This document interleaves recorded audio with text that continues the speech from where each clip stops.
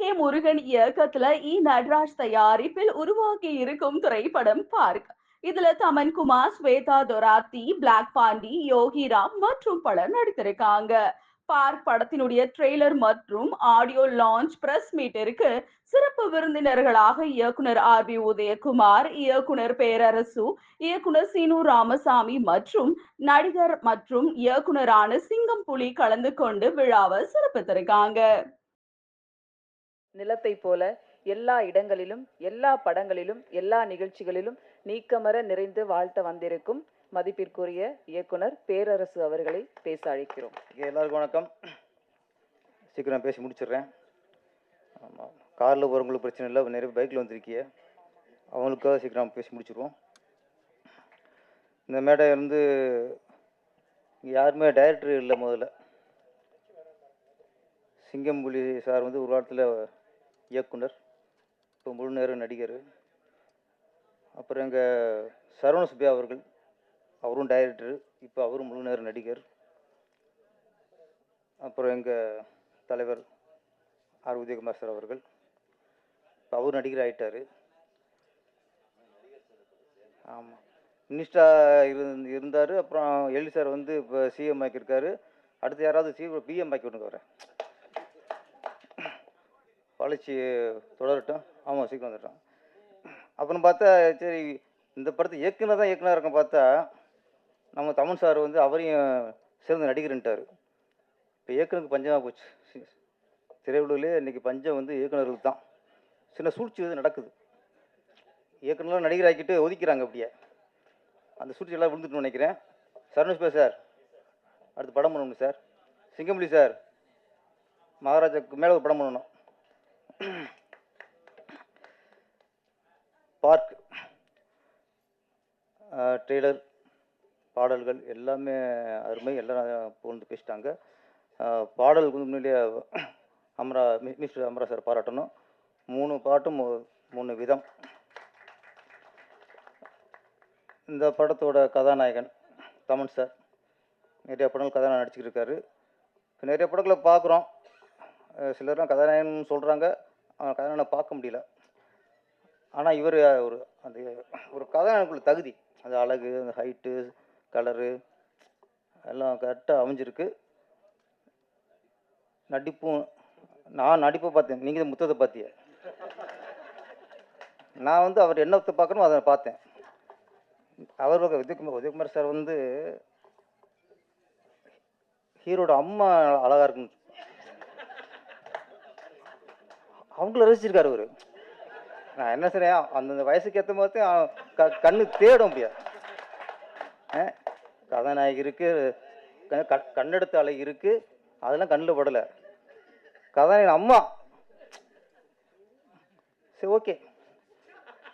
வயசு கோளாறு கவிங்கட்டு மட்டும் இல்லை, எங்கள் தலைவட்டும் இருக்கு. அந்த வயசுக்கு ஏற்ற மாதிரி கோளாறு. அப்புறம் நம்ம கவிஞர் ராஜா சாரா, ராசா, மன்மத ராசா, பின்னிட்ட ராசா, எல்லாரும் அந்த பெரும்பாலும் இயக்குனர் வந்து பாடலாசில் வந்து பெண்களோட இடையில செக்ஸாக பார்ப்பாங்க. இவரை எக்ஸாக பார்த்துருக்காரு. எவ்வளோ புதுமையான பார்வை பாருங்க. செக்ஸாக பார்த்த இடையே வந்து அவர் எக்ஸாக பார்த்துருக்காரு. அப்புறம் ஒய் மேலே போகிறார், அது விளக்கம் வேற. ஒய் அடி மேலே போதும். இப்படிலாம் ஒரு இங்கிலீஷை கெடுக்கலாம்ட்டு ஓகே இல்லை, ஒரு இங்கிலீஷ் வார்த்தையில் அழகாக ஒரு பெண்களை இணைச்சி பார்த்துருக்காரு. மிகப்பெரிய கவிஞர் அவர். ஆமாம், எல்லாருமே இப்போ கண்ணதாசன் சார் இருக்கட்டும், வைரமுத்து சாராக இருக்கட்டும், நிறைய பாடல்கள் தத்துவ சாங்கத்தான் பாடலாக கொடுத்து அதுக்கு ட்ரீம் பண்ணியிருப்பாங்க. எல்லோரும் இளையராஜா இருக்கட்டும், ஏஆர் ரகுமானாக இருக்கட்டும். ஏஆர் ரகுமான் சார்லாம் அந்த கண்ணுக்கு மையாளுக்கெல்லாம் அவர் சாங்கு கொடுத்தாரு, அதுக்கு டியூன் போட்டார். அந்த மாதிரி சாங் கண்ணதாசன் சார்லாம் நிறைய தத்துவ சாங்கு எம்எஸ்சியில் கொடுத்து அதுக்கு டியூன் போடுவாங்க. ஐட்ட சாங் ஒரு சாங்காக கொடுத்து அதுக்கு மியூசிக் டியூன் போட வச்ச ஒரே சாதனையாளர் ராசா, மன்மத ராசா. அப்புறம் இங்கே ஒரு விஷயம் ஒன்று நான் கற்றுக்கிட்டது நம்ம இயக்குனர் முருகன்ட்ட இருந்து. நான்லாம் இது எல்லா படத்துக்குமே ஒரு 2 மணி நேரம் 2 மணி நேரம் கற்றுக்கிருக்கேன். மூச்சு பிடிக்க நடித்து, வில்லன் மாதிரி நடித்து, ஹீரோ மாதிரி நடித்து, காமெடியன் மாதிரி நடித்து, எல்லாம் நடித்து வாய்ப்பு வாங்கியிருக்கேன். மனுஷன் 2 லைன். ஃபர்ஸ்ட் ஹாஃபு வயிறு வலிக்கும், செகண்ட் ஹாஃபு நெஞ்சு வலிக்கும். கதை ஓகே. எப்படியா அது? நாங்கள் 2 மணி நேரம் கதை சொல்லி கூட 2 நாள் டைம் கொடுங்குறாங்க, அனுப்பிடுவாங்க. அப்புறம் தான் சரி, அங்கே நொட்டை இங்கே நொட்டை, நம்ம சரி அது சரி பண்ணிடுவோம். ஏன்னா வாய்ப்பு வரும் நம்மளுக்கு, அது சரி பண்ணிடலாம். இப்படிலாம் நாங்கள் வாய்ப்பு பிடிச்சி வந்திருக்கோம். ஃபர்ஸ்ட் ஹாஃபில் வயிறு வலிக்கும், செகண்ட் ஹாஃப் நெஞ்சு வலிக்கும், முடிஞ்சு. அதுக்கு இதை புரிஞ்சுட்டு பிடிச்சிட்டு வந்து ஓகேன்னு இருக்கிற பாருங்க. இந்த மாதிரி பிடிச்சி எங்களுக்கு கிடைக்கலையா? நாங்கள் மூச்சு முட்டு கதை சொல்ல வேண்டியிருக்கு. அதனால் இவர் மாதிரி கதை சொல்கிறதுக்கு நாங்கள்லாம் ரெடி ஆகிக்கணும்.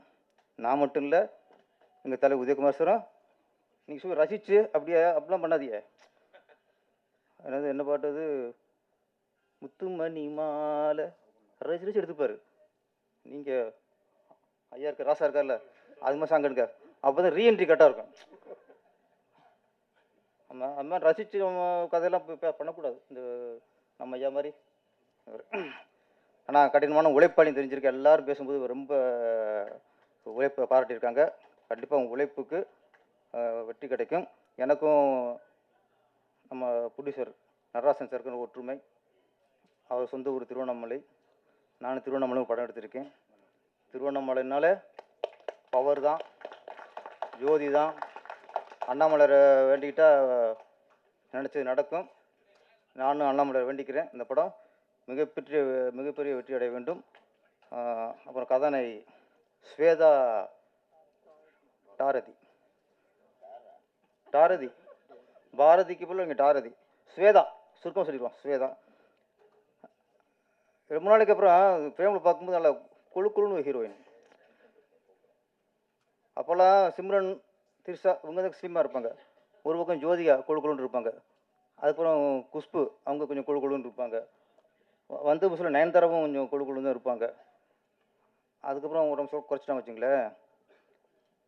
இப்போ வர எல்லா ஹீரோனுமே ரொம்ப ஸ்லிம்மாக 10 நாள் பட்டினி கிடந்த மாதிரி இருக்காங்க. ஆனால் ஸ்வேதா வந்து இதில் பழைய ஹீரோயின் மாதிரி நல்லா ஃபேஸ்லாம் கொஞ்சம் குழுன்னு, ஏன்னா முழுன்னு அப்படி தாங்க ஒரு சதப்பிடிப்பு இருக்கணுங்க.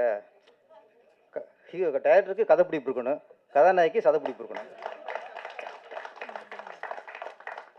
நம்மளாலே காஞ்சி போடுறாங்க. அங்கேயும் ஹீரோயின் காஞ்சி போடுச்சு வச்சுக்கல, என்னங்க ரசிக்கிறது?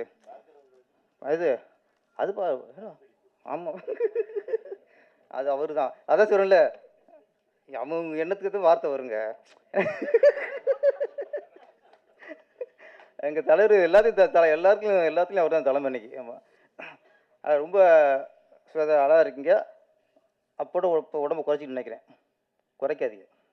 உங்களுக்கு வந்து அந்த சதைப்பிடிப்பான இதுதான் அழகு. இதுக்கு மேலே உடம்பு குறைச்சிடாதீங்க. ஏன்னா தமன் சார், உங்களுக்கு பாராட்டுகள். கதாநாயகி கன்னடத்து பையங்களே அழகாக பேசினாங்க. நான் உண்மையிலேயே மேடையில் பேசுனதுலேயே ரொம்ப அழகாக பேசுனது அந்த கன்னடத்து கதாநாயகி தான். ஏன்னா அதை தான் நம்ம ரசிப்போம். நமக்கு செந்தமிழில் பேசி கற்றுனா யாரும் ரசிக்க மாட்டாங்கம்லாம். தெரியாத மொழியிலேருந்து தமிழில் பேசும்போது ரசிப்போம். நாங்கள் தமிழர்கள் வந்து எங்களுக்கு மொழி இதெல்லாம் எதுவுமே இல்லை. நாங்கள் கன்னடத்தில் வந்து சரோஜா தேவியை கன்னட பையங்களையும் பட்டம் கொடுத்து ரசித்த ஆளுக்கு நாங்கள். வேறு எந்த மாநிலத்திலையும் தமிழ் பைங்கிலி, தமிழ் அழகின்னு வேறு எவனும் ரசிக்க மாட்டோம். நாங்கள் தான் தமிழர்கள் தான். கன்னடத்தில் வந்தாலும் சரி, மலையாளத்தில் வந்தாலும் சரி, நாங்கள் எங்கள் வீட்டு பொண்ணாக ரசிப்போம். அது மாதிரி உங்களையும் வரவேற்கிறோம். இந்த படம் மிகப்பெரிய வெற்றியடைய வாழ்த்துக்கள். சீக்கிரம் மழை வரப்போகுது. அடுத்த சொல்லிடுறோம்.